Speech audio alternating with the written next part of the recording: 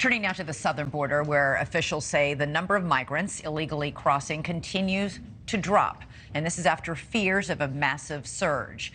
Border agents made around 5,000 arrests yesterday. That's down from more than 10,000 a day leading up to the expiration of Title 42. But that doesn't mean we don't have a crisis. Towns far from the southern border are struggling to handle the overflow of migrants. One of them is New York City, where Mayor Eric Adams, once considered a key Biden campaign surrogate, is now openly criticizing the White House over the situation at the border. And in Buffalo, New York, officials at one of the nation's largest asylum shelters are warning they are way over capacity. NewsNation's Evan Lambert is there tonight. And Evan, you're thousands of miles from the border with Mexico. What are you seeing there? Elizabeth, every bed at the shelter in Buffalo is taken. Traditionally, asylum seekers have ended up here for a shot at asylum just over the border in Canada. But because of a recent crackdown, many more will try to stay here in the U.S.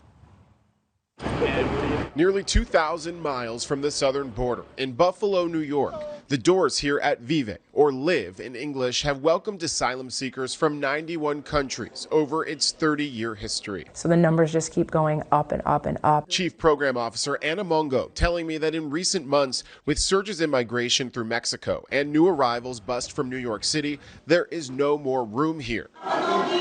The laundry piles are as high as they've ever been, and in some cases it means 12 people stay in one room. Vive is more than 40% over capacity. That tracks with a record number of border apprehensions in the days and weeks before the expiration of pandemic-era health rule Title 42.